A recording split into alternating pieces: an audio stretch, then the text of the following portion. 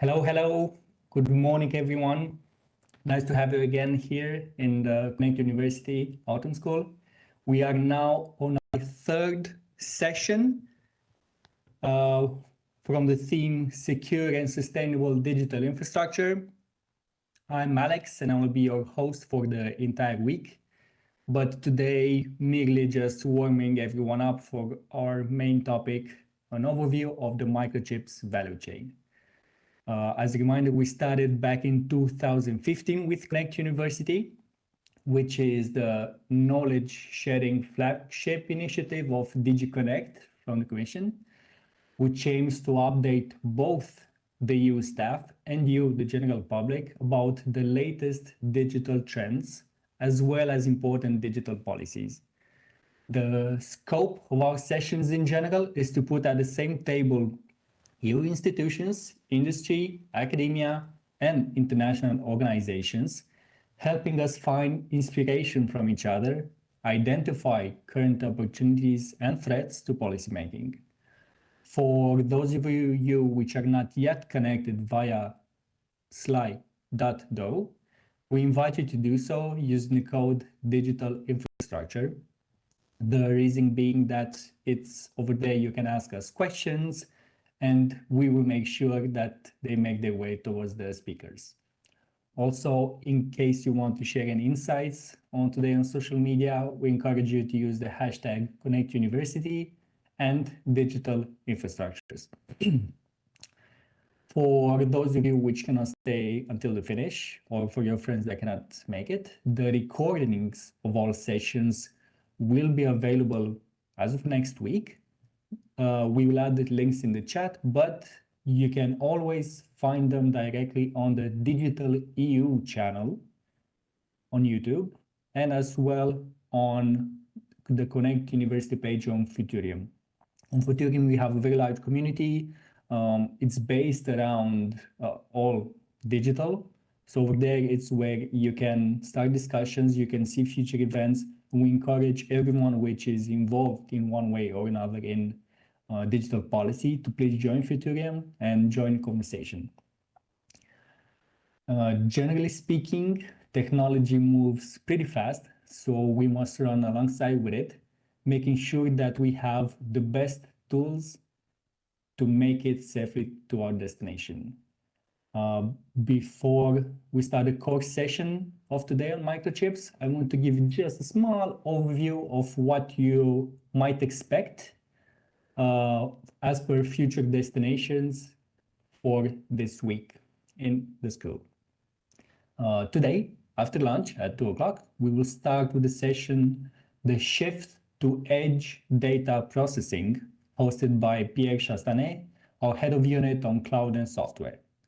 Wednesday, also at 10, we will start with the more technical sessions on data centers, asking if growth and greening can go together, hosted by our deputy head of unit on cloud and software, Manuel Mateo Goye. Afterwards, at 2, we will begin our session on Web 2 versus Web 3 towards next generation internet, hosted by Gemma Carolio, our head of unit on next generation internet. Thursday, a really technical session on high performance computing and quantum infrastructure, hosted by Oscar Diaz, our head of sector in quantum technologies. After that, after lunch, we will begin with an industrial platform economy to explore innovation session, which will be hosted by Max Lemke, our head of unit on Internet of Things. And finally, Friday, we start the day with a session on mobile generations from 1G to 5G, hosted by Peter Stuckman, our head of unit in future connectivity systems. And lastly, we will end the week with a closing session, which encompasses and gives us a more holistic view of the week, EU digital infrastructure in a global ecosystem, hosted by Roberto Viola, our Director General of DigiConnect.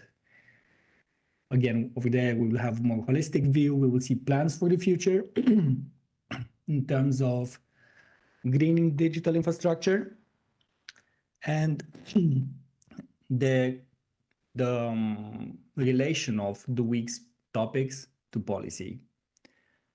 Now, as for our session on today on microchips, in order to shed some light, give us a better context for non-experts such as I, and of course for some of you which are more fluent in the matter as well, we have with us today Lucy Lassioli, Director in Artificial Intelligence and Digital Industry, Daphne Denison, Global Public Policy Director at Phillips, Christopher Luick, Head Government Relations at Imac, and Stefan Jorus, Vice President Semiconductor Strategy at Bosch. So without further ado, Lucy, please, the floor is yours. Thank you very much, Alexandru, for the introduction, and good morning, everybody. My name is Lucy Lassioli. I will be moderating this session on semiconductors. And to start off the session, I'm going to make a short presentation myself, which I'm sharing now.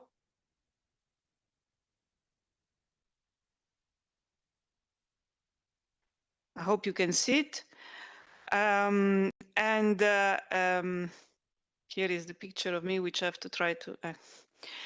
I just want to set this session in context because we have, the semiconductors is a topic that, of course, has always been important because chips and semiconductors are really components that you can find around us in all the smart devices, and so very present in our life and in our economy.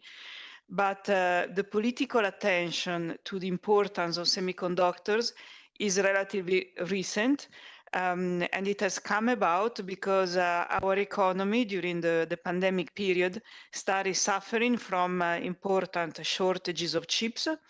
These shortages were due to a multitude of factors. The fact that during the pandemic, there was an increase in purchase of tablets, of computers, because people were working from home or they were studying at home.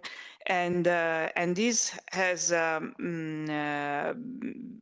had an impact on the fact that the producers of chips have focused the production in particular for this kind of devices. And as a result, there was a shortage for all other devices. And other devices are actually spread out in the economy. Think of cars. Cars use a lot of chips.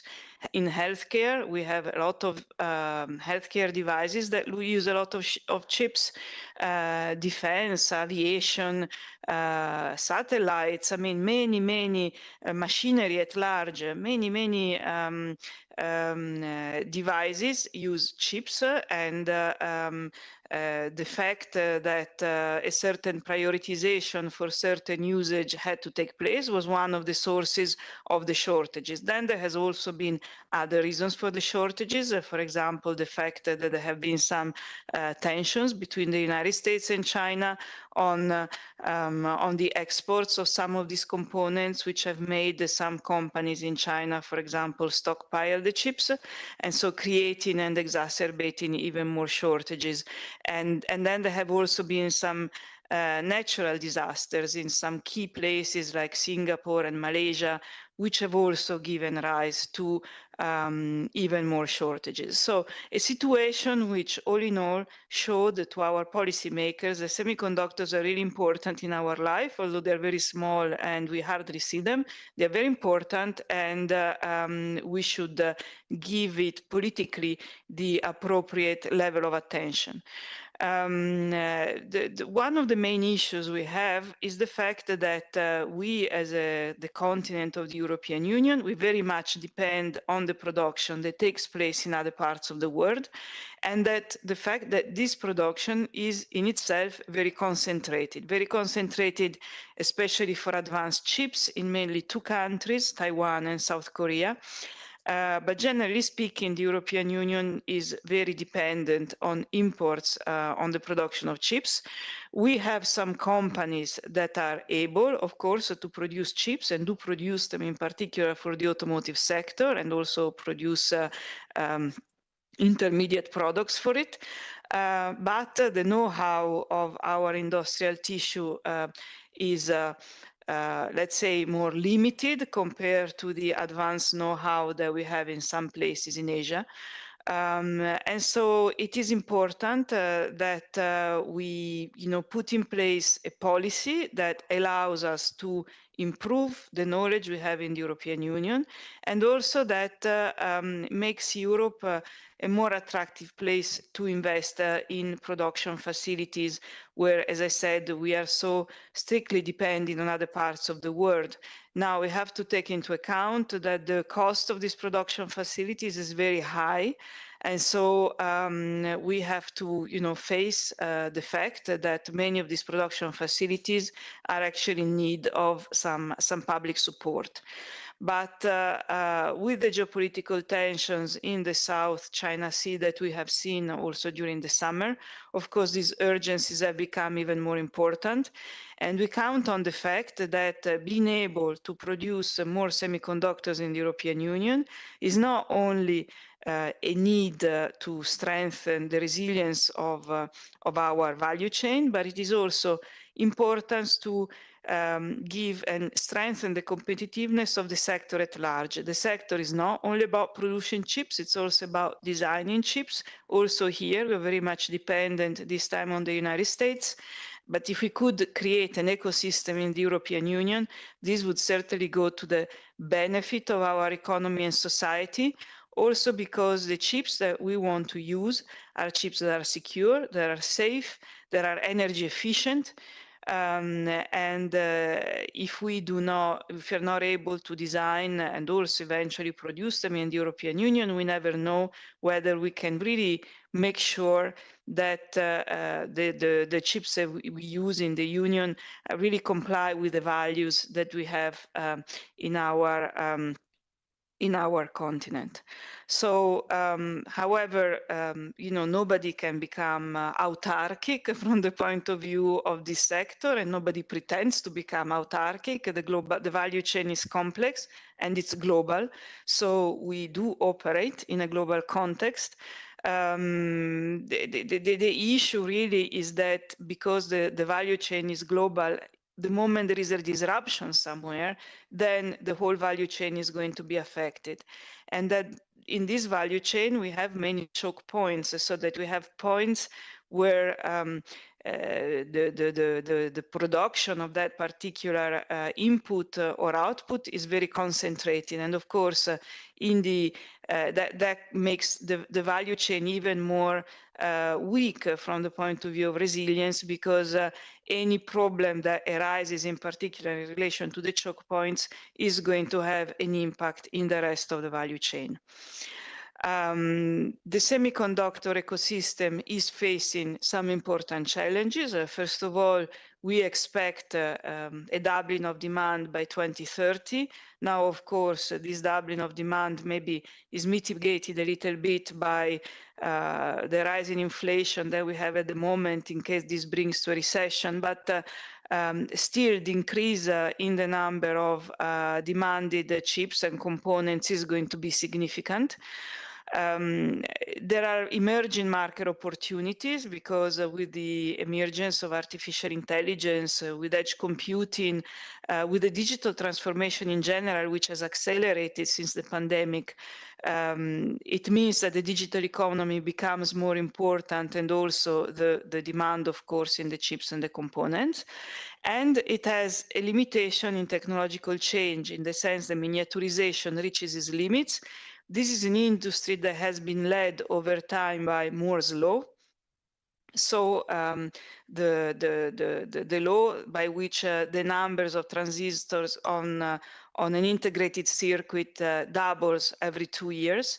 And so today you hear a lot of talks in nanometers. So we say that, you know, the very advanced production facilities, for example, in Taiwan are able to produce at 5 nanometers. We are going to the 3 nanometers, and then there will be 2, and then we will go below 2. Can we go below 2? What happens then? So there are many technological questions open, and new opportunities arising also from alternative solutions that are really getting concrete at this point in time. So a lot of challenges for making the semiconductor sector resilient due to the demand and due to the technological change that is taking place. For this, politically, we have proposed a CHIPS Act organized in 3 pillars, where on the first pillar, we want to be able to support more technological innovation, given the challenges I've just outlined, and also trying to facilitate our capability of bringing innovation from research organizations to our industry. And I take the opportunity here to highlight the fact that in Europe we have some very important research and technology organizations that are very advanced compared to the rest of the world, and that is one of the strengths that we have. But secondly, we want to be able to make Europe a more attractive place to invest in the production of semiconductors. We think this is going to be an important source of spillover to the strengthening of our semiconductor sector at large. And we have, of course, some very good and important European companies in the European Union that need to innovate, and we will be, you know, adapting our stated rules to support, to facilitate public support also to these companies, but also to attract foreign companies, because the European Union is open also to investment from other parts of the world. And on pillar 3, we intend to coordinate better our mechanism, our work with member states, to be able to improve our understanding of this very complex and global value chain, and try to anticipate or identify possible disruptions in the supply chain, so that we can anticipate the shortages and also propose measures to be able to react to them. So this was very shortly my introduction. I will now, you know, we have set up a panel today where we are going to have representatives from companies like Phillips, which is our next presentation, who actually use chips, to research organizations like Imac, which are very important in our economic and the tissue of the semiconductor chain in the European Union. And we have also invited Bosch, who is designing, producing the chips, and also using some of them. And so with these 3 speakers, we hope to bring different perspectives of the different stages of this value chain. We will start with now Daphne Dernison. I will give the floor to her. She's a Global Public Policy Director at Philips. And after her presentation, we are going to have some question and answers from the audience. So I stop sharing my if I stop sharing my slides, and I give the floor to Daphne, and please share your slides if you have a presentation. Yes, thank you very much, Lucilla, and thank you for giving me the opportunity to be part of this autumn school. So first of all, I just wanted to start with a brief introduction of Philips, because not all of you may be aware with what our company does these days. Philips was founded in 1891 in Eindhoven in the Netherlands, and the goal was to manufacture incandescent lamps. So we have a proud heritage of groundbreaking innovation that stretches back more than 130 years. And during World War I, we actually made a breakthrough in X-ray tubes that marked the origin of Philips' involvement in health technology. Going forward, after the Second World War, Philips developed innovations that included new magnetic materials, a gramophone, miniaturization of radio technology, and the most significant introduction probably was mass market television. That was also followed by our biggest success, the CD player, together with Sony. But a lesser known fact is that since the 50s, Philips also included a chips division.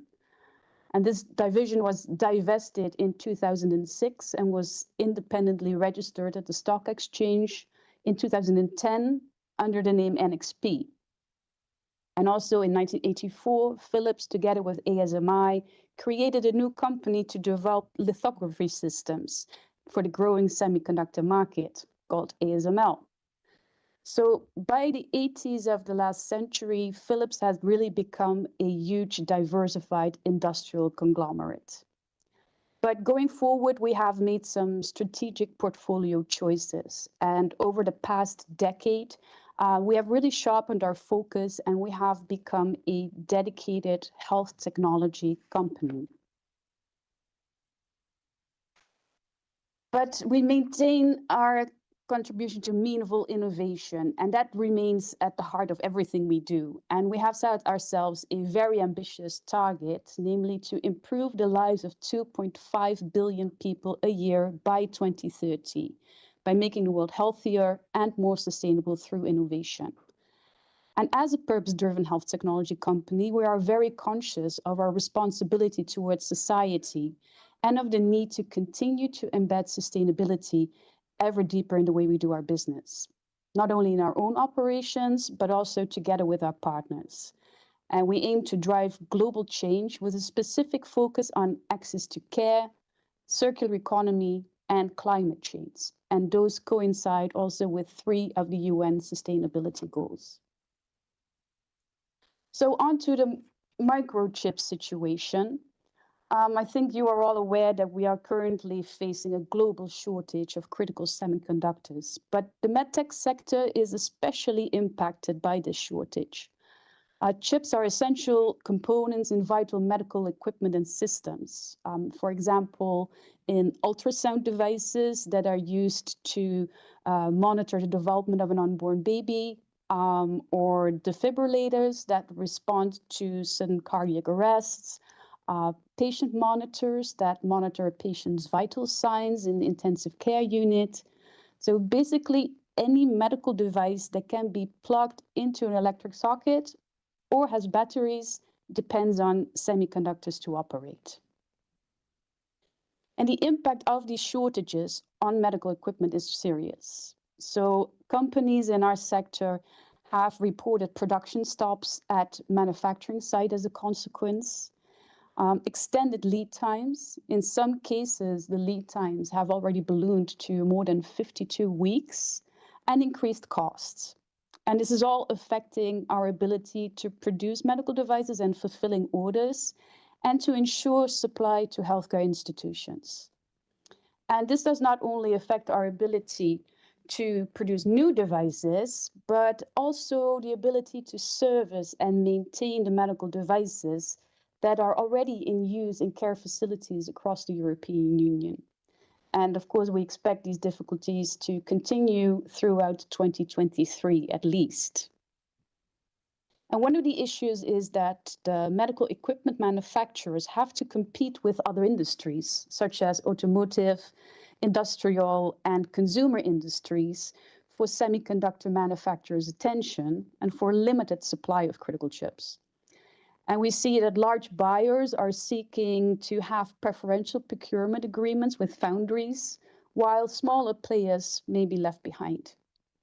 And in 2019, the medical end-use market accounted roughly for 1.3% of the total semiconductor market. So the chip shortage is not confined to one organization or one technology, but it's becoming an acute industry-wide issue for hundreds of companies that produce essential medical technologies. So the main issue is that the medtech sector simply lacks scale to really move the needle. And another critical concern is the lack of supply of mature chips that are heavily used in medical devices. And we see that mature chips are being deprioritized over more profitable leading edge or next generation chips. And as a result, the current and future supply of mature chips is dwindling. And it's imperative that the diverse needs for chips be accounted for in any future policy or funding considerations. Another unique challenge to the medical device industry is the set of regulatory requirements, such as the EU medical device regulation, that must be met should a manufacturer find a substitute or replacement chip. In these cases, the manufacturer is required to conduct validation and verification testing to ensure compatibility of the component with the medical device. And in many cases, they will need to submit the information to a notified body for a new regulatory review. And that regulatory review can be lengthy and must be completed by the notified body before the manufacturer can legally market the device with the substitute or replacement chip. So during a new review, the product can be delayed to market or limit patient access, and there is no guarantee of success. And finally, like Lucila already pointed out, we expect global growth in chip demand projected to almost double by 2030. And it could take many years for the healthcare systems to address patient backlogs that they are currently facing. And as they are doing so, that will only increase the demand for new medical equipment and consequently more chips. So the lack of access to semiconductor chips needed for medical devices has already reached a crisis level, and it broadly affects the healthcare system. So by not taking action to address the chip supply issues, we could see a serious shortage of these devices and many others. And as a consequence, healthcare providers who rely on these devices either have to end up rationing care, delaying services, or even limiting the services that a patient can receive. And ultimately, this will have negative consequences on public health, the quality of care, and eventually the life expectancy of the population. So the COVID-19 pandemic exposed and even exacerbated some of the issues that the healthcare sector was already facing. But at the same time, it also showed how new technologies can help shape more efficient and effective care delivery. So we've seen many advancements in virtual care and smart technologies that enable care teams to monitor and treat patients beyond hospital walls. And such technological developments can help shape a future in healthcare where we can focus more on home care and prevention, where diagnosis is more precise and treatment more personalized. So we want to ensure that everyone can access the treatment they need where and when they need it, and that care providers can focus on caring for their patients rather than growing administrative tasks. So this is the promise that is offered by these new technologies and systems. So this chip shortage comes at a time when healthcare providers are under increasing pressure. This is caused by the aging population, the rise in non-communicable diseases. And in addition, because of COVID-19, many healthcare systems across the European Union are dealing with patient backlogs and also with an increasing shortage of staff. So the digital transformation can help ease the pressure and address challenges, but it's largely dependent on technologies and systems that need chips. So we must avoid a situation where the chip shortage derails this transformation. So until the growing market demand is met, the medical value chain is at risk of being compromised. So there is indeed a significant pressure on governments to prioritize the medical equipment sector in their supply risk management strategies, given the impact on healthcare systems and people's lives. And of course, we have not been sitting idly by. The medical technology industry has been trying to secure more chips. And we have already taken extraordinary mitigation measures in the past months. We're implementing a number of temporary solutions, which includes acquiring chips from brokers, usually at a pretty high cost. And we have also tried to redesign the products around the available chips to mitigate the effects on patients. And of course, we are limited also by the regulatory requirements that I mentioned earlier. In addition, medtech companies have gone to extreme lengths to communicate deep into the supply chain. So we have been reaching out to our suppliers to point out the criticality of the technologies that the chips are destined for. However, we still see that there's very poor visibility into the supplier risk, and this is a top concern for many of the companies in our sector. And at the same time, we continue to face delayed or canceled chip orders that significantly affect the availability of medical devices. So these mitigation measures have already significantly impacted the costs and the lead time of medical technology production. And this creates unpredictability about when newly manufactured products, as well as spare parts, can actually be delivered to the healthcare systems. And while these short-term measures have, for the most part, enabled medical technology manufacturers to partially compensate for the chip shortages, the challenges continue to exacerbate if this situation is not resolved for the longer term. And these short-term measures will not keep the sector afloat in the months and the years to come. So we need broad and systemic measures that safeguard against further disruption of medical technology supplies to healthcare systems. So we also ask the European institutions and government to facilitate tangible and bolder action. So against the backdrop of this current semiconductor supply shortage, of course, the EU Chip Act proposal is very welcome, and it constitutes an important step towards strengthening Europeans' strategic independence in this field.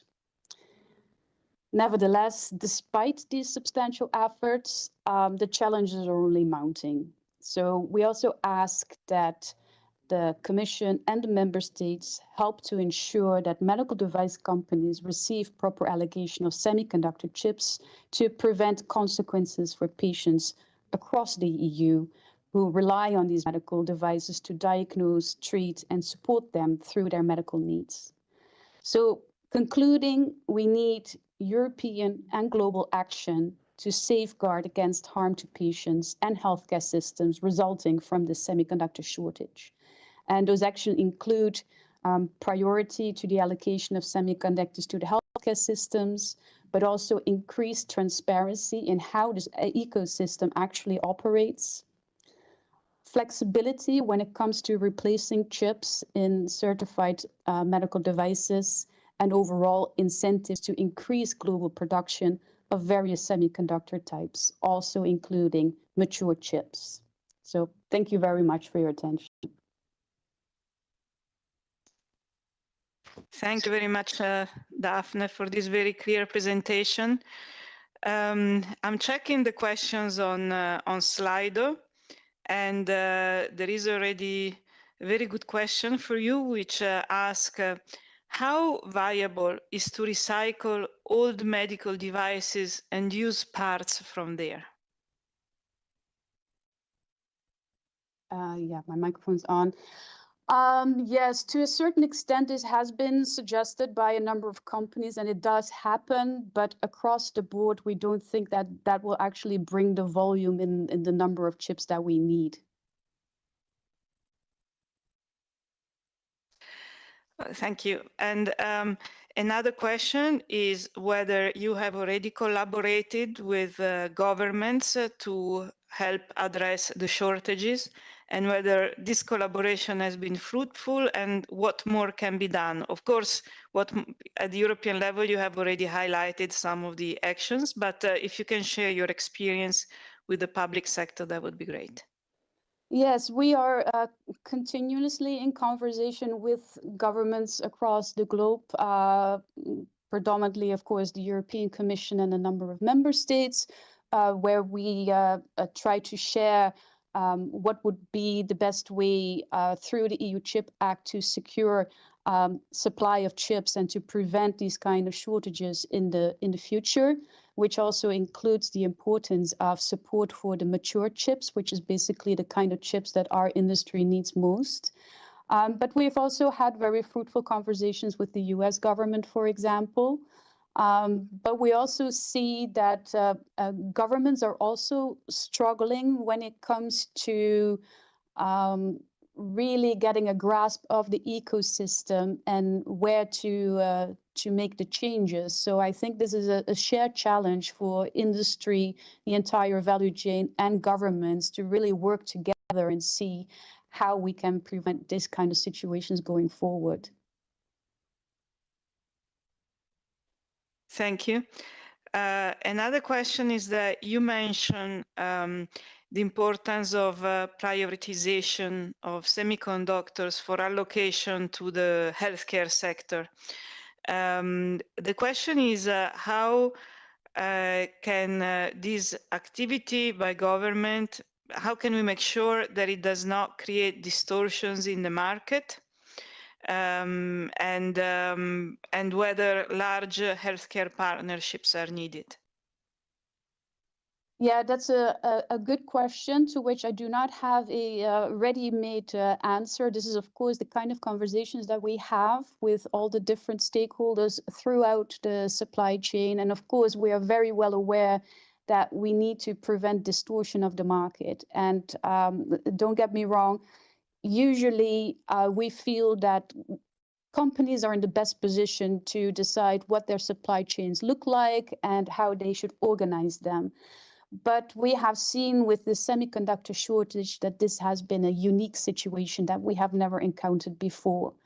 So yes, we need to be very cautious as to what we determine a critical sector and what are critical devices when we talk about priority. So that is definitely something that we need to take into account.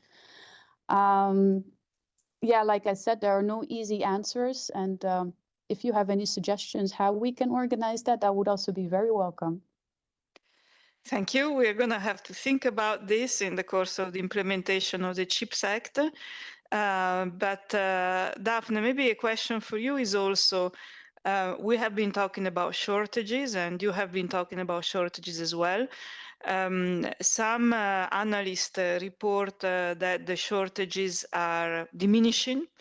And in some sectors, they may also not be a reality anymore. Or that in the future we should expect less because of the fast pace of increase in inflation.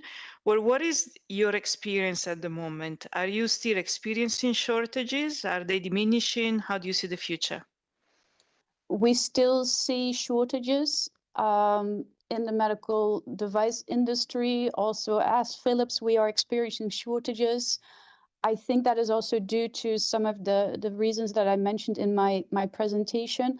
We highly rely on mature chips, which are not in a huge supply because the focus is really on the leading edge chips. And in the medical device industry, we don't think that the demand will decrease because we do see an uptake of digital solutions.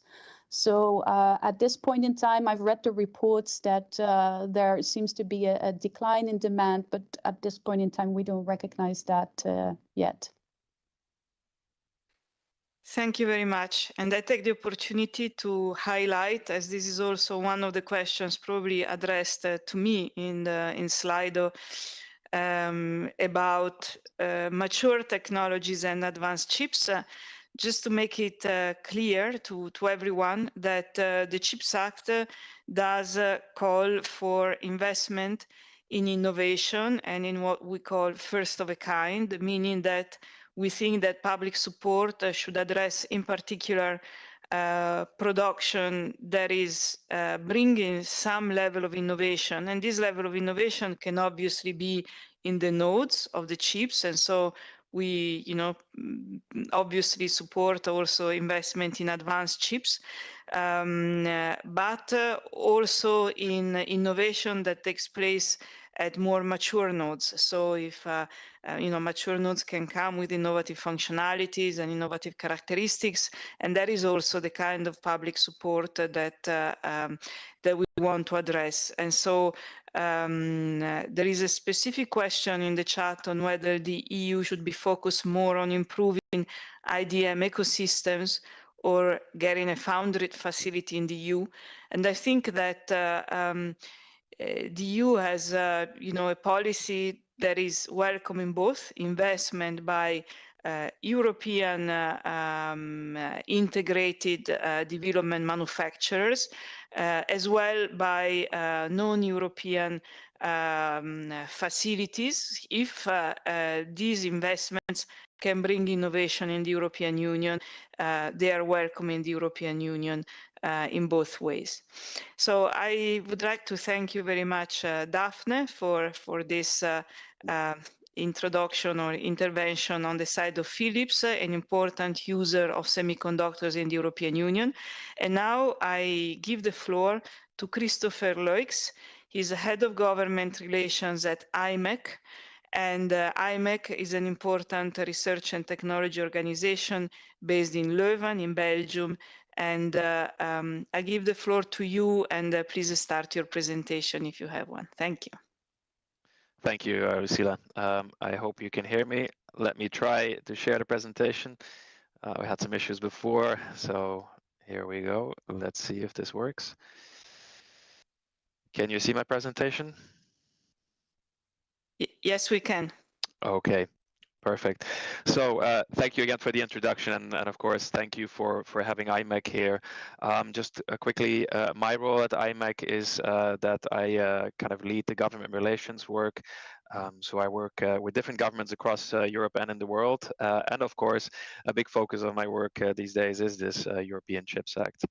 But let me maybe for some people maybe who don't know Imac yet. So what is Imac? While I have this picture here on the screen, which shows the entire site, I'm actually currently in that tower that you see on the left-hand side. So we're in Leuven. We are a research and technology organization, so an RTO, of which you have many across Europe. And this is, I think, a real strength for Europe, the amount and the quality also of research organizations that we have here. And I can tell you that from across the world, different governments are looking at Europe and its member states to see how this has come into fruition. Now, IMAC came into fruition almost 40 years ago now.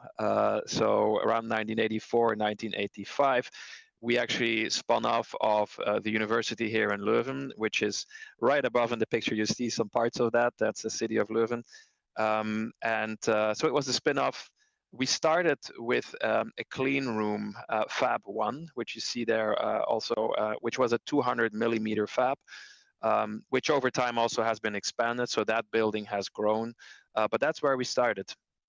There have been different waves of growth for IMAC. So from Fab 1, so at the clean room, the first one that we have, we kind of expanded to the left where you see that big building, Fab 2 and 3, which are 300 millimeter wafer fabs. And sorry for the people who don't know, maybe not so familiar with the semiconductor sector, wafers are those round things that you probably have seen and where we actually produce, or where the chips are produced on. So the size is 20 centimeters or 30 centimeters. So over time, those wafers have also grown.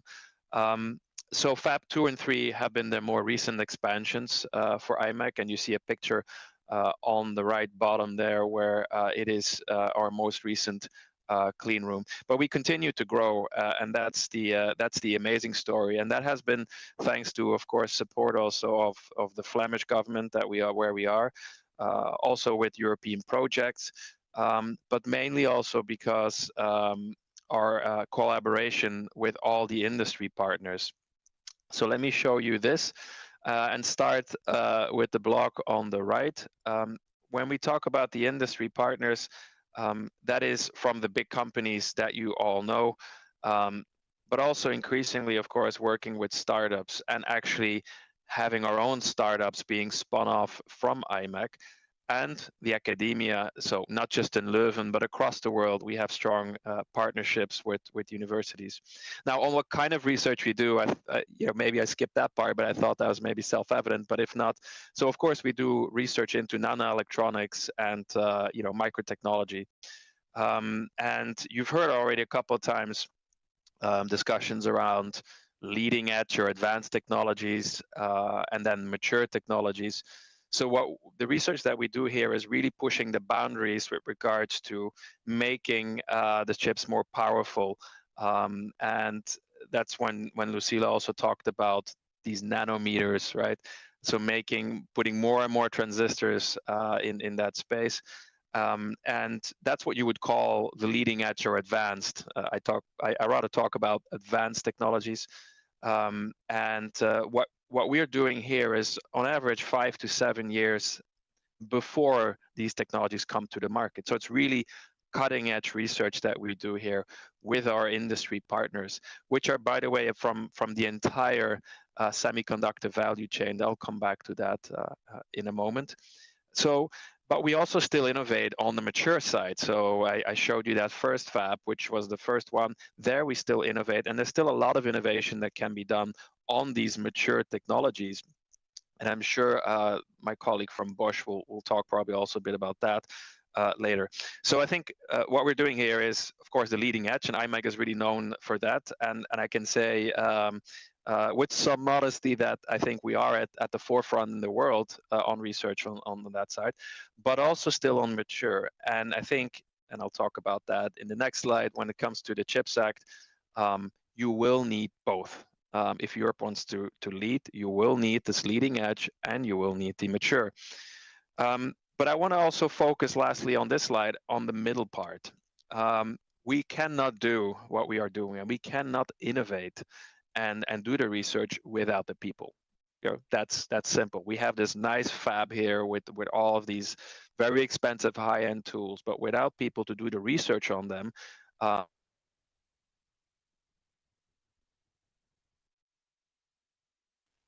so maybe until he comes back, maybe Lucy, would you have anything to add on the subject until maybe we get Christoph back? Well, I saw that there was a question on the value chain, a question to explain where we are strong and weak in Europe on the value chain. And I was wondering, I was going to address this maybe at the end with a slide. I was wondering if my assistant Agustin found the slide and maybe he could show it. Thank you. So this is a picture of the what a semiconductor value chain or supply chain in this case looks like. So we have at the beginning we have the phase of design, the design, which will then go into manufacturing. And in the manufacturing stage will also rely on the materials and the silicon wafers that will be used for the manufacturing process. And the manufacturing process will also make use of equipment. And then the manufacturing of the chip will continue into the assembling and packaging of the chip, which will then be the finalization of the chip that will then be used by companies like Phillips and others.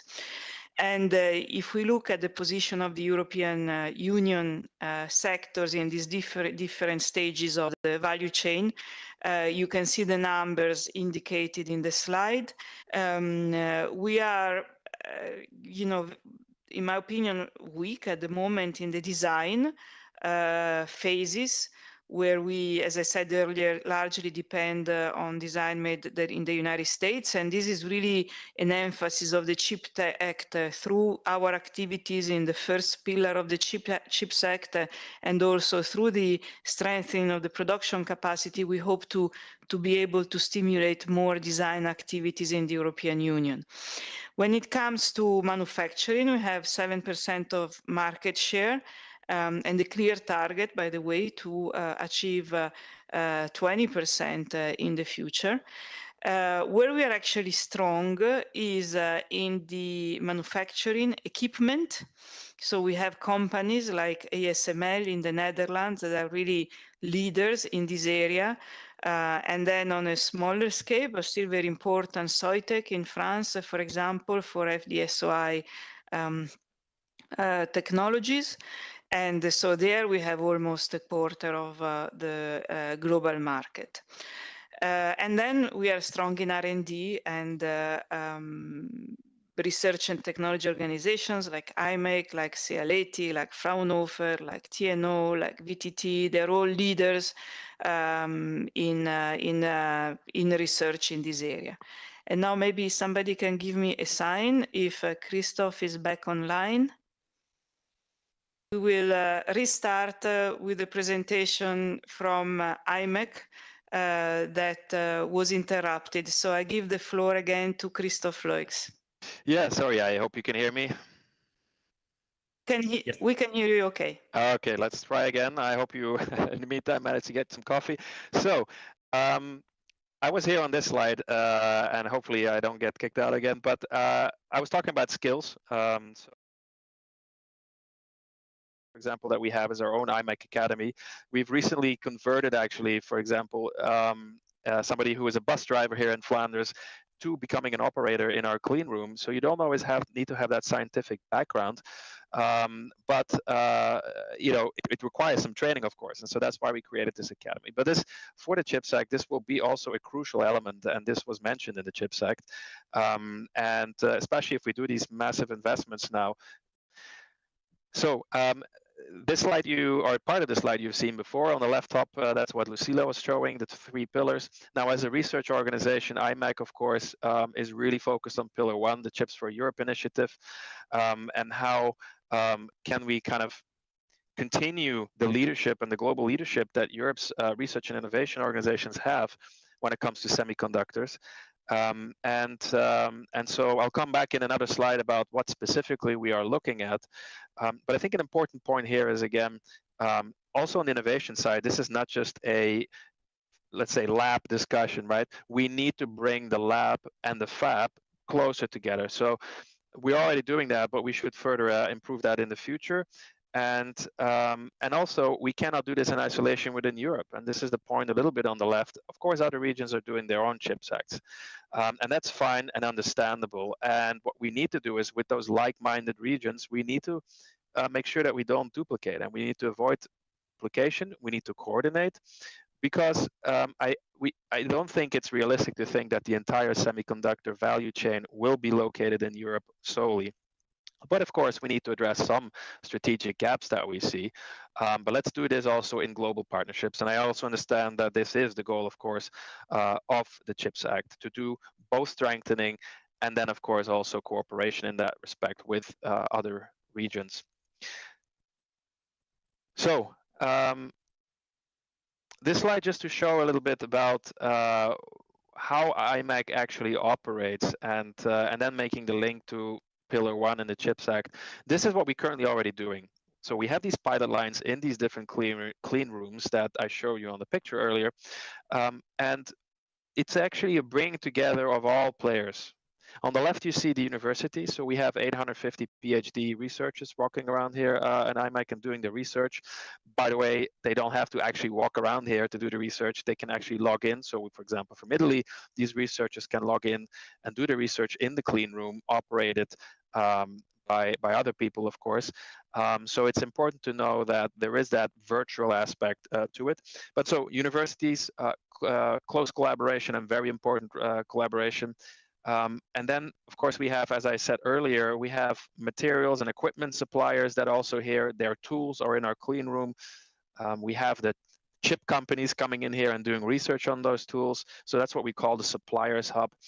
But it's not just this closed circle. What we also need to do is things need to come out, and there needs to be a broader return to the economy. And startups are one example of that. What we do, for example, is also technology prototyping and samples for these startups. So we are not a production facility. We don't produce chips for consumption, right? For being put into other, let's say, equipment. But what we are doing is sometimes we do small batches. So for these startups, we prepare that. We give them these wafers with their what they wanted to do, to chips they wanted to produce, so they can actually go to venture capital and show this is actually working.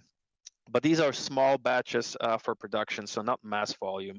But this is an important part, and we need to do more of that. And I think that also has a role within the CHIPS Act. So we need to focus on how can we get SMEs and startups closer connected to what we're doing on the research side. And of course, on the right, again, it's not just about doing the research, it needs to be connected to the industrial value chain.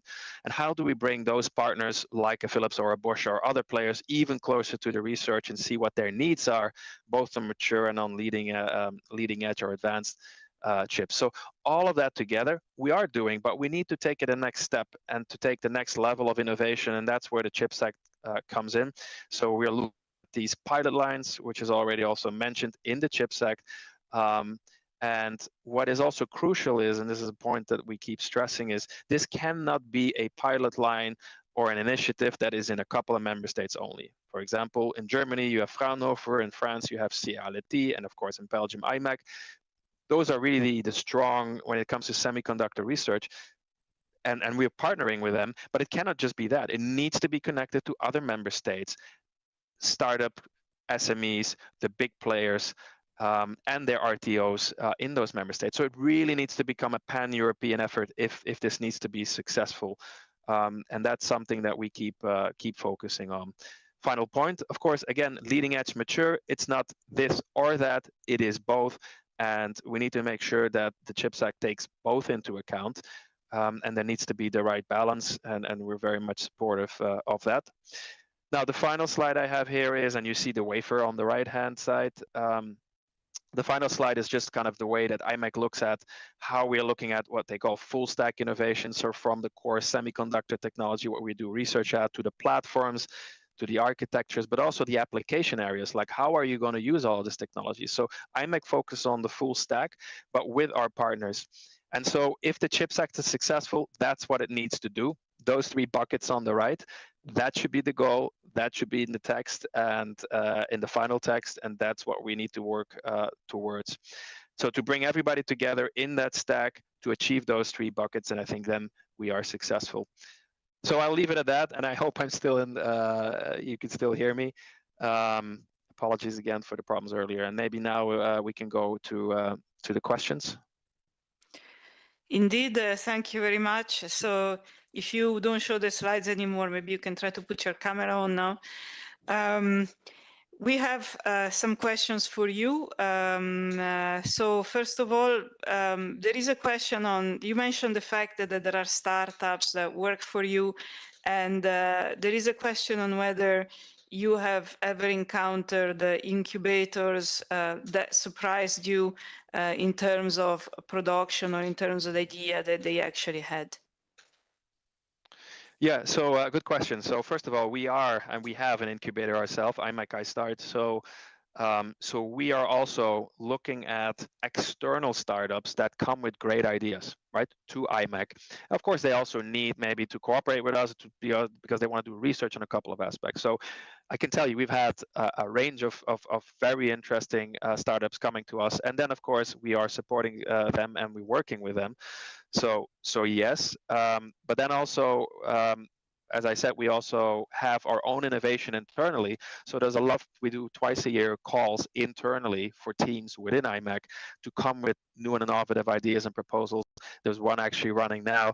And so they come and defend those proposals, and then they get awarded a certain amount to kind of build on that. And if that's successful, they can actually be spun off from IMEC too. So on all different ends of the innovation, IMEC is focused and has different, let's say, vehicles to support that, both externally coming in, but also from internally going out.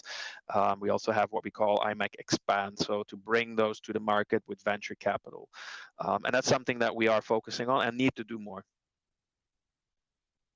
Now, if the question is, are there examples? There are on our website. There's an overview of all the startups, so I can always provide that separately. Thank you. Another question relates to artificial intelligence. Do you use artificial intelligence in your processes? And if yes, how? And if not, is your research relating also to artificial intelligence? Yeah, so our research is definitely related to to AI. So we have a group internally that is really focused on that. Of course, artificial intelligence, it's the hardware that you need to have, right? But it's also, of course, about the software. So going back to that last slide that I had, right, that inverted pyramid, you need to have the hardware, but then you need to have the platforms and the software, etc., to kind of make that all come together. So yes, we have a team doing research into that and working with different partners on that. For example, also strong support from the Flemish government, also again in this space. So yes, it's a big focus of us. And I think again, to this discussion about leading edge and mature, you need to have both. I'm sure my colleague in Bosch will talk a bit about that in the automotive sector, right? There's so many chips in a car. Most of that are these mature chips, but there are also, of course, an increase in these advanced chips because you need that processing power, for example, for autonomous driving. So it's going to be that combination, and AI also will play a role into that.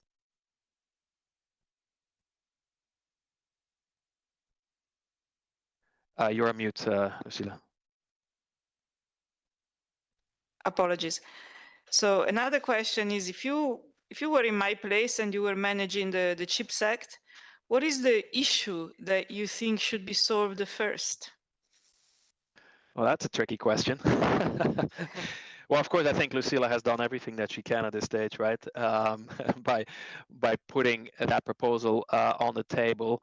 Of course, it's not the end of the work. But no, seriously, so I do think the CHIPS Act reflects what the most burning issues are, right? Pillar 2, it's about the capacity creation. So I think there is a lot of activity in that space, and that's being addressed. Of course, from an IMEC perspective, the issue is, and I can be frank here, right? We have great strengths. The risk that I see, and so that's reflected in Pillar 1, and the support we feel that is going into that. But I think everybody needs to understand that that strength can easily be lost over 5 to 10 years if the investment doesn't follow. So the issue is, how do we get that investment in Pillar 1 going? How do we make it beneficial, not just, of course, for research organization, but linking it to the end user community, be it the design companies and the fabless companies, etc. So how, in the end, do we have a result where you have that pan-European approach, but with sufficient money going into that to make sure that we maintain this strength on the research side? That, of course, very biased from an IMEC perspective, the big issue, but of course the other issues are that Pillar 2 and 3 are also important. Now, there is another question that relates on the one hand to the fact that production costs for factories, for example, in Asia are much lower than in the European Union. So how competitive would production in the European Union be? And a second somehow related question about skilled workers. How can we attract skilled workers when salaries in places like the United States, for example, are much higher? So on the first one, on production, again, I think maybe the next speaker will be better placed to talk a bit about the production aspect of it. Let me just bring it back to of course, what we're looking at it is we don't do production, but we build clean rooms, we build fabs, and they are not cheap, right? It's not, by the way, just the building, it's, as I said, the tools that go into that. And yes, those costs are high, but then it's the skilled part also, right? It's kind of, how do you attract the brains? Let me make the link between both questions. You need to have the brains to come here and do the research. And that's why I also said it's a challenge. Now, we have 95 nationalities here, so we're still managing that. But there is a global competition and a global race going on to attract those. So I think on the skilled side, an open mind on bringing skills here and enabling also within Europe how people can travel around, but also with those like-minded countries, how can we still keep attracting those people here? We do have researchers from all over the world, right, from the US. So I don't think as such that is an issue. It's kind of like the how do we keep growing that with the growth that IMAC has? That's the challenge. So on the production cost of running the facility, etc., maybe the next speaker can talk about that. Okay, thank you very much, Christoph. So I will now move to the next speaker, Stefan Hores, Vice President of Semiconductor Strategy at Bosch.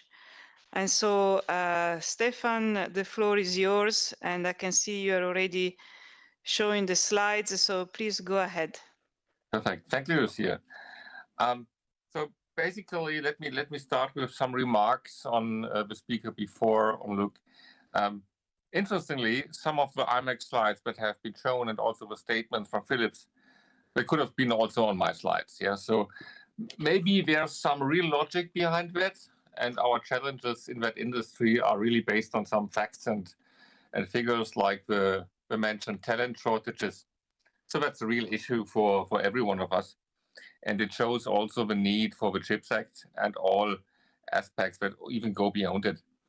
From my personal experience, I had the honor to decide our new fab location in Dresden some years ago. And also, again, thank you to the Commission for the support during that time and also the belief in semiconductors from the Commission as a very important technology for Europe.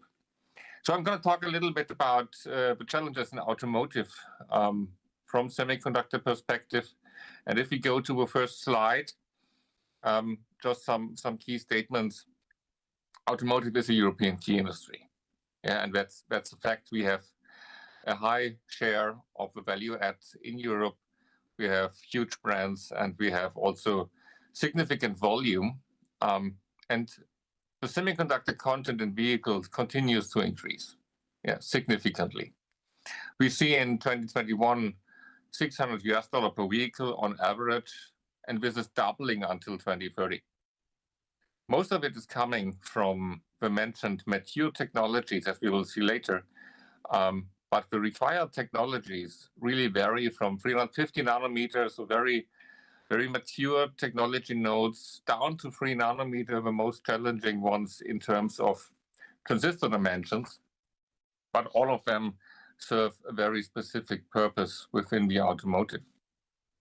If you go to the next slide, looking a little bit on the overall semiconductor market with respect to the automotive on the left-hand side. You see here the average growth of the semiconductor demand from 2021 to 2028, rising roughly from $50 billion to more than 100 in 2028. That's a CAGR of 12%. So from an industry perspective, that's a real huge growth. And it's even the highest growth in semiconductors if you compare the different segments from automotive to consumer electronics or to industrial. And it's by far the highest growth. If you look at the details on where does this growth happen, for sure the typical combustion engine here in that domain powertrain is still having a little bit of growth due to the increasing demand on exhaust systems. Yeah, but at the end of the day, we are shifting strongly towards the hybrid vehicles. You see this with a growth of 23%, so really significant aspect driven by aspects like silicon carbide or like other technologies required to drive a fully electric vehicle. In addition to that, the other mega trend, autonomous driving, here mentioned at ADAS at the bottom, with 21% growth increase is also very significant.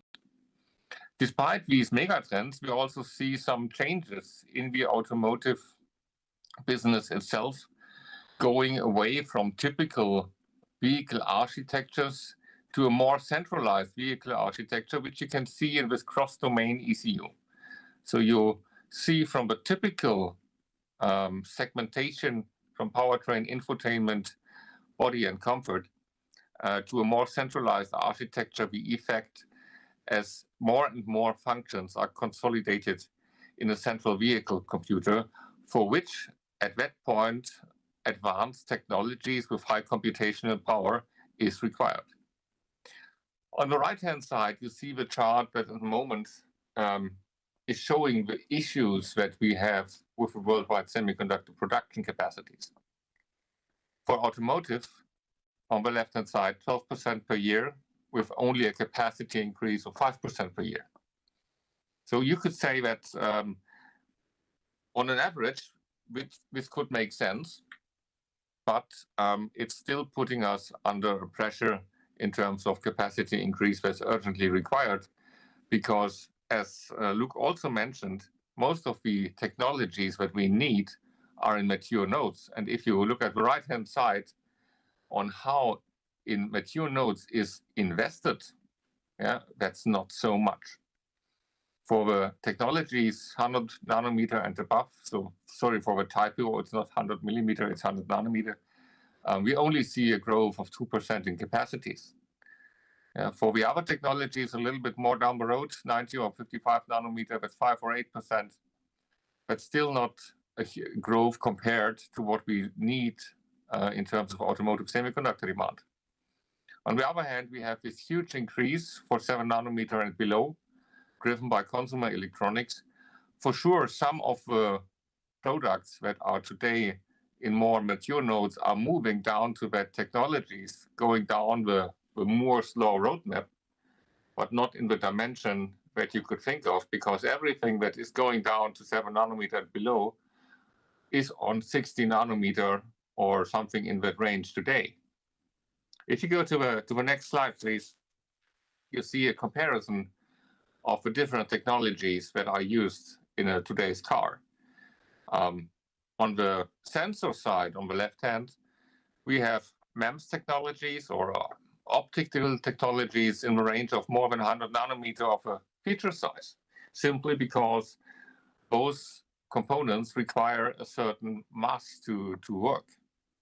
Although this is a very mature technology from the node size, we still have high challenges like energy efficiency, increasing precision of measurements coming from the new demands, for example, from the autonomous driving segment. Interesting is that if you compare the degree of innovation between all of those technologies, the degree of innovation for sensors is roughly a factor 10 every 2 years, compared to a typical Moore's law from only 2 per 2 years. That's a huge increase in terms of innovation requirements. And the other segments that are listed here on the second one is the typical intelligence in the car, so what has been mentioned as increasing computational demand. For sure, that's a plain vanilla CMOS process down to 3 nanometer in the future, and the requirements are also energy efficiency, but especially performance, and increasingly becoming important is the topic of yield. So how many good dies per wafer can be manufactured, as those technologies tend to have a lot of defects on it. And if the performance requirements are increasing drastically, you need more and bigger chips. And the bigger the chip, the lower the yield. That's the nature of the statistics. The other products that are used in automotive are, for example, all those components required for the power management and the electrical drivetrain, which are called either BCD processors, so mixed signal processors for harsh environments, or the typical products required to drive the electric car, like silicon carbide or potentially gallium nitride in the future, which are also in much more mature technologies. The most demanding challenges there is, again, it's energy efficiency. One of the key drivers is you see all of those products compared to each other, but it's especially also voltage classes, as you need, for example, for silicon carbide, more than 1200 volt voltage resistance in an electric car, compared to a standard smartphone with only 1.8 volts. That's a huge requirement. And with that requirements and this high powers, also the topic of cooling of those semiconductors are becoming more and more important. And if you look at the degree of innovation, there's also a higher factor compared to CMOS. Yeah, if you look at the far right-hand side, the connectivity in advanced cars, that's on the one hand side, it's again the CMOS for baseband chips, but it's also the RF transceivers, mostly designed in gallium nitride.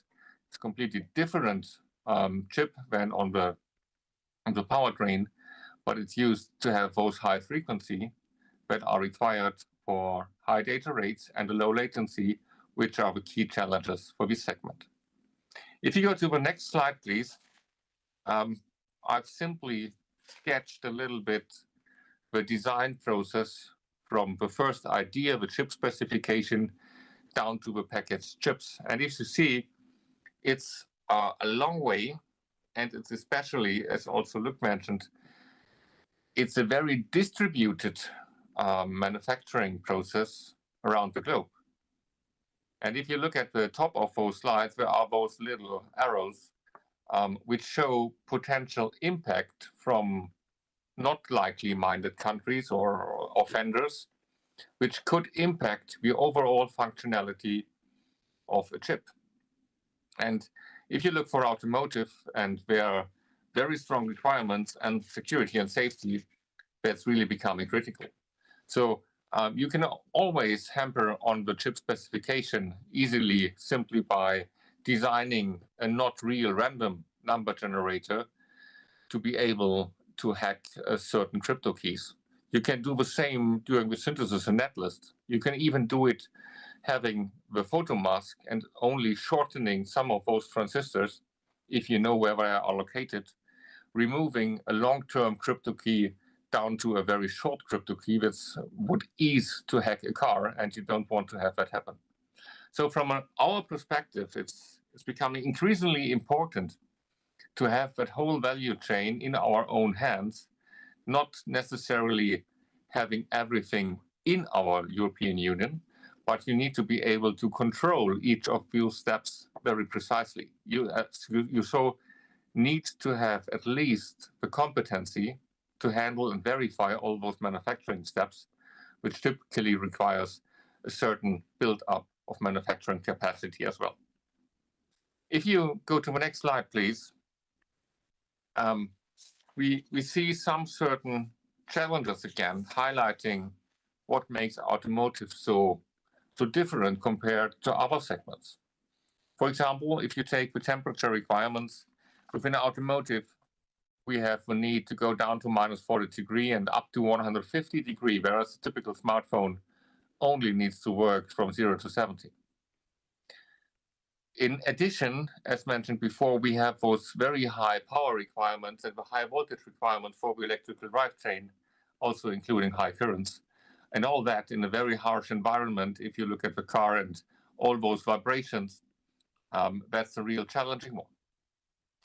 The interesting thing at the moment for me, for at least it was a surprising thing, is the fact that with the transition to electric vehicles, a lot of people had the idea to be able to lower the requirements on the semiconductors, as a typical combustion engine produces more vibration, produces more spikes on the voltage classes. But in real life, you see that for an electric vehicle, as the drive performance is completely different, you will have a much longer operation time for the semiconductors. And this leads to the fact that the challenges in terms of robustness are even increasing despite decreasing. So that's again one of the needs for future innovation to be able to cover that. Cover that means if you look a little bit more deeper, and now we are getting a little bit very technical here, but on the right-hand side, you see some typical effects that we are dealing with in automotive business, like NBTI degradation or the electromigration of products, where you really have the effect that over lifetime of a product, if you do not know how to treat it during operations, those devices simply tend to behave a little bit different. And you don't want to have that happen, that over lifetime, your semiconductor that's used for the airbag is behaving a little bit different, because it might lead to the situation that exactly in that millisecond where it needs to work properly, it will not work and your airbag will fail to deploy. So the expectation is really that we need to be able to guarantee safety and reliability throughout a car's life, and that's already today 15 years plus. Yeah. So what we need to do is really to prevent all those failures by increasing the standards and processes in terms of reliability. We need to increase the testing and qualification procedures. We need also to be able to increase the manufacturing excellence in terms of leading to the situation that the mentioned yield effect and the associated cost increases are getting lower. And this also leads to the situation that we need to improve the process and quality control. The aspect of artificial intelligence in manufacturing has been discussed before by Luke already, and that's really one of the key things that needs to happen to be able to manage this complexity. And managing this complexity, if you look at the last slide, also includes build-up of capacity. Next slide, please. Here it's a simple fact-based figure that shows the situation of the European semiconductor industry in terms of manufacturing capacity. In the 1980s, 1990s, Europe had a share of more than 20%. Nowadays, we are down to 8% of the overall worldwide capacity. And that's one thing that we really appreciate that Commissioner Breton started to tackle with the IPCI, with the European Chips Act, and the aggressive target to move again to a 20% market share for Europe in this semiconductor business. And this requires huge investments, that's clear, both from the public side as well as from the private sector. It includes additional innovation, and as we have seen, there are a lot of semiconductor products that show huge innovation potential, ranging from semiconductors for sensors to power semiconductors, but also including advanced technologies where we at least should have the design and manufacturing competency to be able to verify a distributed supply chain. Yeah, so in a nutshell, and that's also the last statement, semiconductor innovation is crucial for Europe, and we need to be able to handle it throughout the whole value chain, also including semiconductor packaging, which has become a little bit low on this presentation, but also that is becoming increasingly important. So thank you for your listening, and I'm open for some questions. Thank you very much, Stefan, for your presentation. There is a number of questions. The first one is, as a manufacturer, is there something that surprises you in terms of industry growth or expected industry growth? Would you have done anything different 5 or 10 years ago if you were aware of their expected growth? Well, for sure, we should have built even bigger than we did.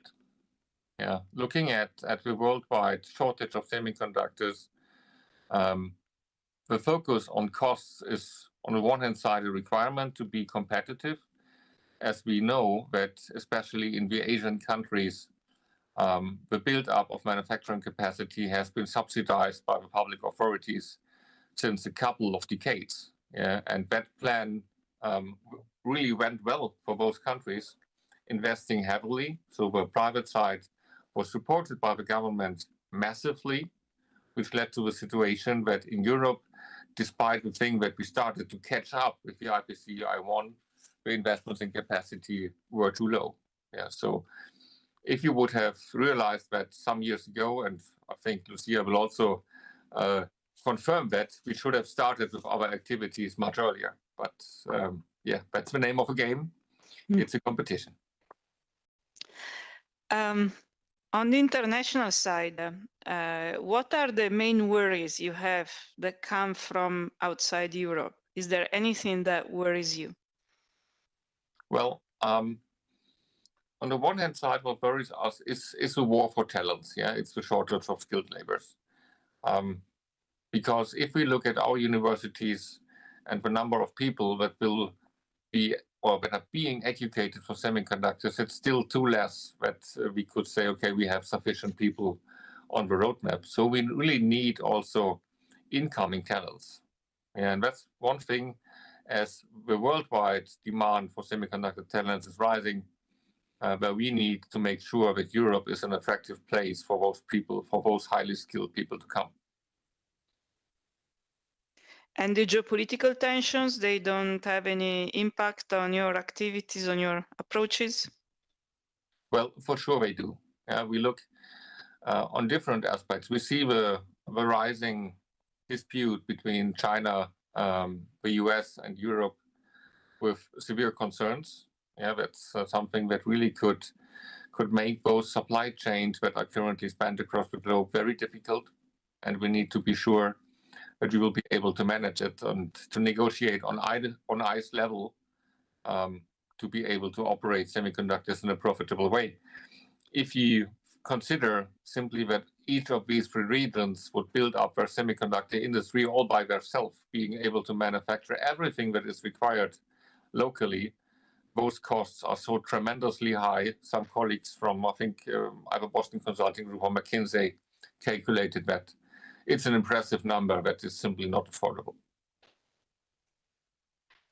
And talking international, with the United States, do you collaborate with the US companies in terms of standards, or are there very different standards that are being developed in the US? From a semiconductor point of view for automotive, we are looking at mostly worldwide standards. So there are international standard committee bodies, which we also work with. So that's common business.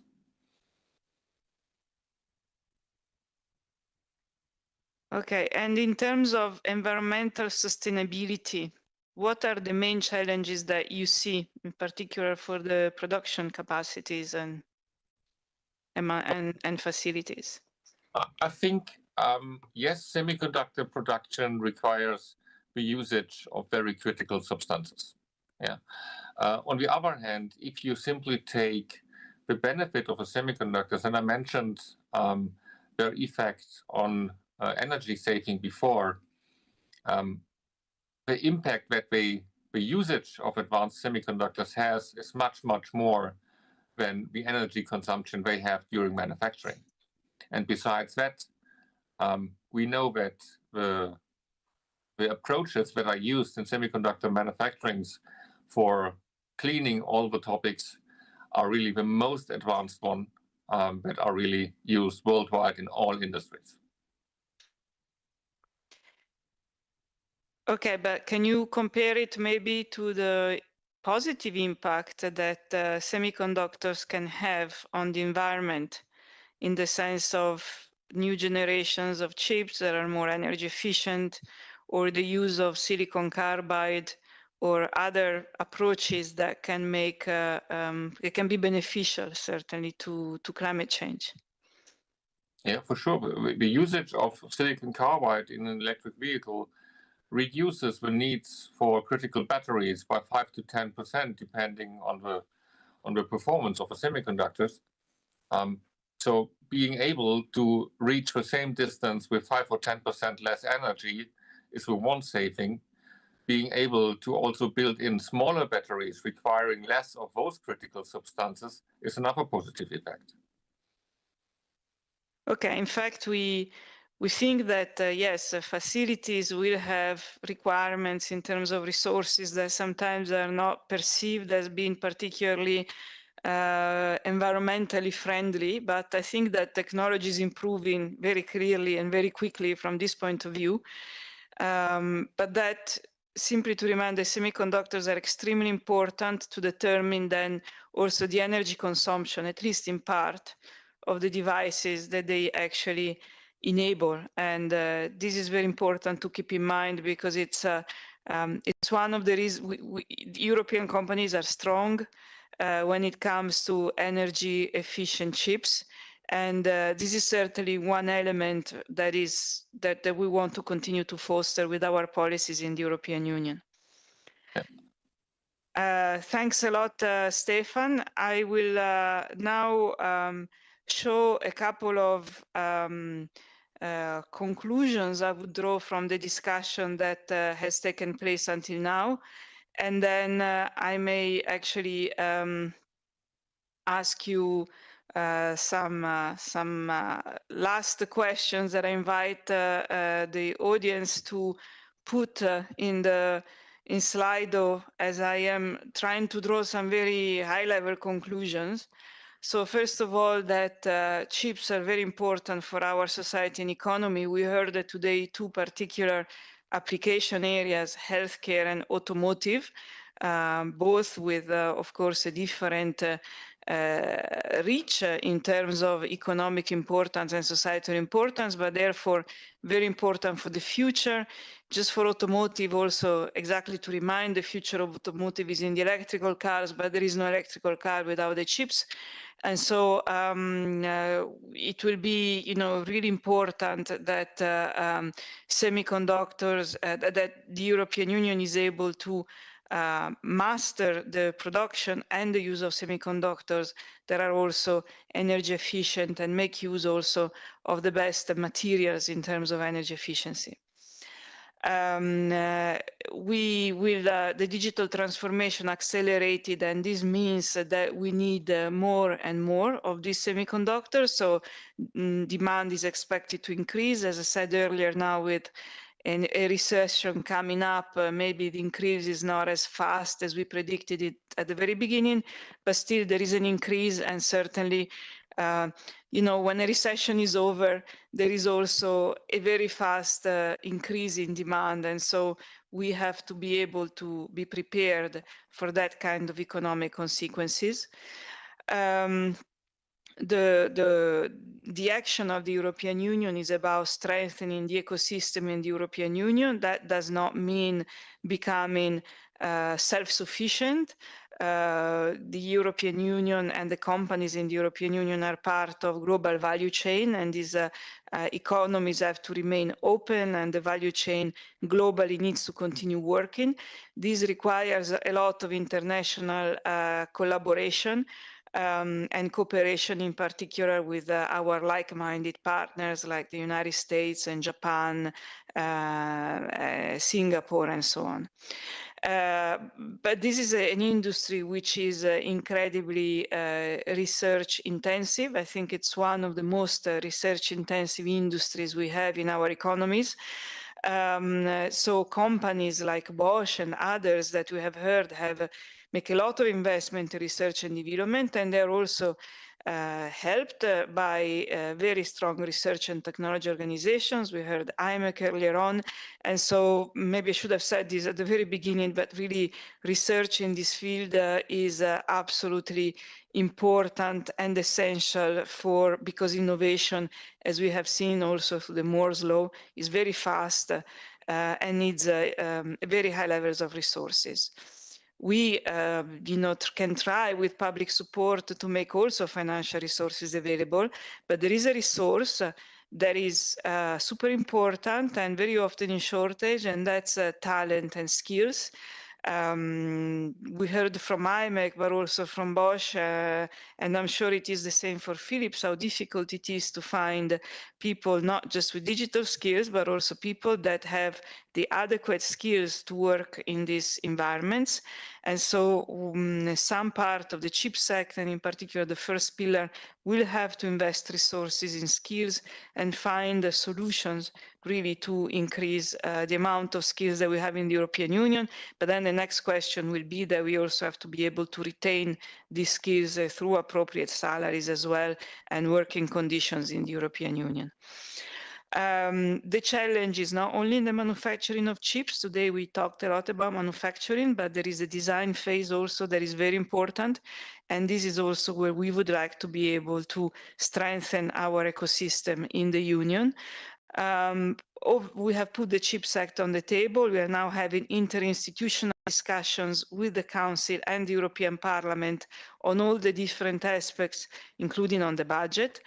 Obviously, if we don't act, we can only worsen our situation. And if demand really is going to double, then our market share in the semiconductor value chain, which is around 10%, which is much lower than the economic standing of the European Union would suggest, could only end up halving and becoming 5%, which is really a risk for our economy, our sovereignty, and our capability of using technology with the characteristics that we choose and respecting our values. So the CHIPS Act addresses as the best that we can all these challenges. And so the objectives will be to strengthen the research and the technology leadership, to reinforce our ecosystem and our capability in the European Union to innovate in design, manufacturing, and packaging, to put in place a framework to increase our production capabilities by 2030, to be able to address the skills shortage, and also to work with the member states to develop transparency in the supply chain so we can also anticipate better all the supply chain disruptions and the shortages and the crises that may come up over time. So these are my conclusions and the relation to the main objectives of the CHIPS Act. I will see now whether there are more questions being raised in Slido.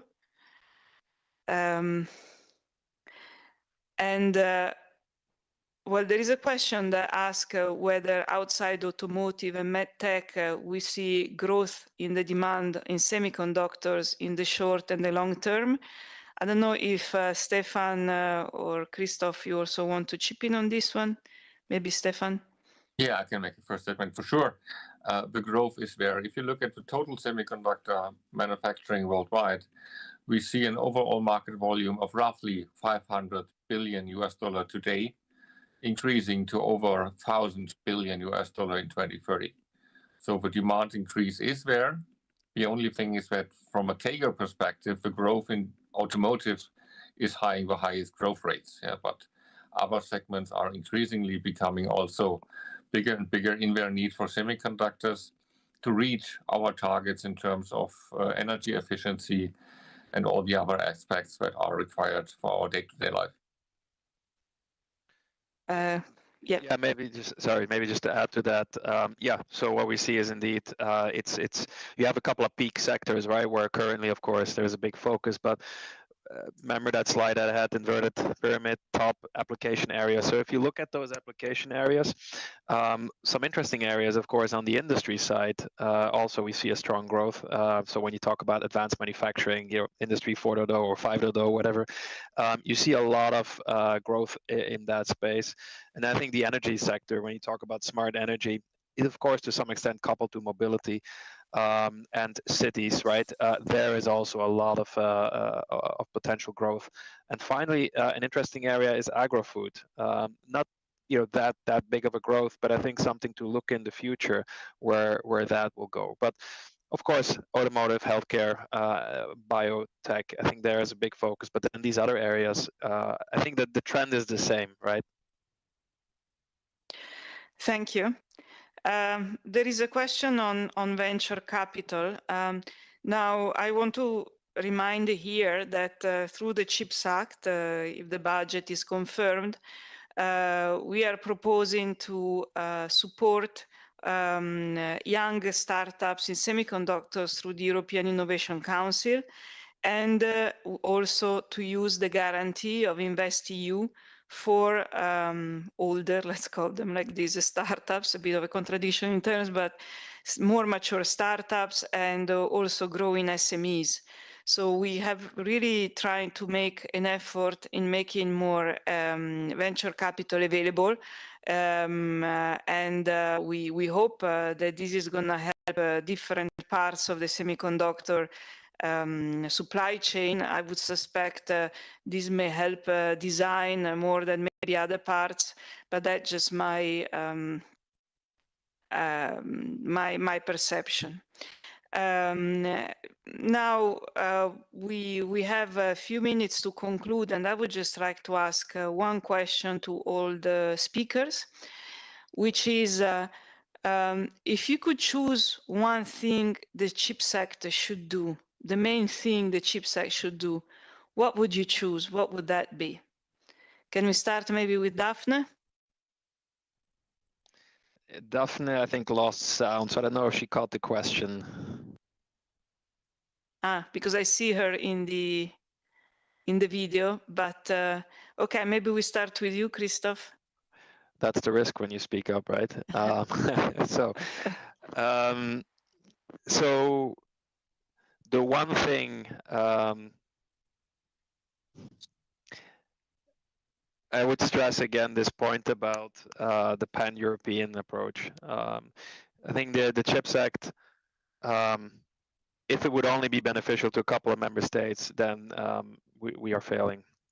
So I think the continuous thing that everybody involved should keep in mind is how is this benefit being leveraged across the EU? So with all different member states, with different strengths, not duplicating those strengths, but bringing it together. I think for me, that would be a big focus element for success of the CHIPS Act. Thank you. Stefan? Yeah, maybe I have just a very easy statement, but it's complicated to solve. Yeah. My personal wish would be simply make Europe attractive for competitive semiconductors. Yeah, and that includes the talents. Yeah, that includes also foreign investments. Yeah, simply make it an attractive home to be able to get a huge semiconductor business growth here in Europe, for Europe, and also for export from Europe. Thank you. Daphne, can you hear us? Yes, I can hear you. Okay, did you hear the question? So if you could choose the main thing the CHIPS Act should do, what would you choose? Well, very selfishly, I would choose that we have a secure supply of mature chips, whether or not that is actually produced in the European Union or in allied countries, but that we are at least secure that we and other critical industries have the access to the chips that we need. Okay, thank you very much. So on this note, I would close the session, and I thank the speakers very much for participating and the colleagues for setting up this session. Thank you. Have a good afternoon. Thank you very much.